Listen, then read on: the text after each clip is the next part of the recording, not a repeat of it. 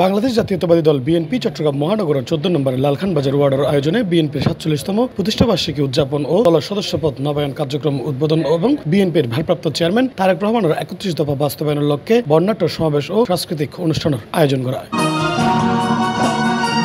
১৯ September শুক্রবার বিকেলে লালখান বাজার ওয়ার্ড বিএনপির আহ্বায়ক সৈয়দ ওমর ফারুকের সভাপতিত্বে সদস্য সচিব মোহাম্মদ মোস্তাফিজুর রহমান সুমনের সঞ্চালনায় সিনিয়র যুগ্ম আহ্বায়ক আবু তাহারের সার্বিক ব্যবস্থাপনায় অনুষ্ঠানের প্রধান অতিথি হিসেবে উপস্থিত আছেন চট্টগ্রাম মহানগর বিএনপি সদস্য সচিব নাজিমুর রহমান এবং প্রধান অতিথি হিসেবে উপস্থিত আছেন বিএনপির আন্তর্জাতিক উপকমিটির সদস্য ইসরাফিল খসরু মাহমুদ চৌধুরী। তারপরে কিছু কথা বলতে হয়, যদি আমি বিএনপির কথা বলে থাকি, বিএনপিটা আছে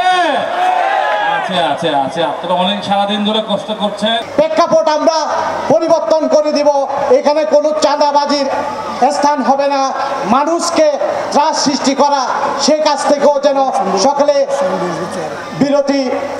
বিরত থাকেন।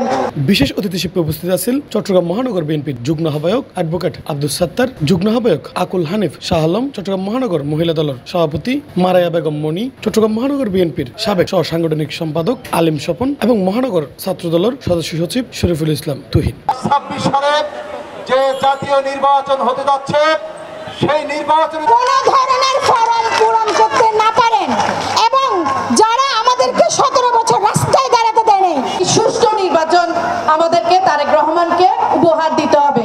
অনুরোধ জানাচ্ছি চট্টগ্রাম মহানগর মহিলা দলের যুগ্ম সাধারণ সম্পাদিকা জনাবা নাসরিন বাপ্পি আপাকে বক্তব্য রাখার জন্য অনুরোধ জানাচ্ছি। উক্ত অনুষ্ঠানোত্তন বিএনপির প্রতিষ্ঠাতা শহীদ রাষ্ট্রপতি জিয়াউর রহমানের আদর্শ ও তারেক রহমানের দিক নির্দেশনা বাস্তবায়নে সকল নেতাকর্মীদের ঐক্যবদ্ধ তাইবেলাই আহ্বান করা এবং সরকারের স্বৈরাচারী আচরণের বিরুদ্ধে গণ আন্দোলন গড়ে তোলার দৃঢ় প্রত্যয় ব্যক্ত করে বক্তব্য। C+ চট্টগ্রাম।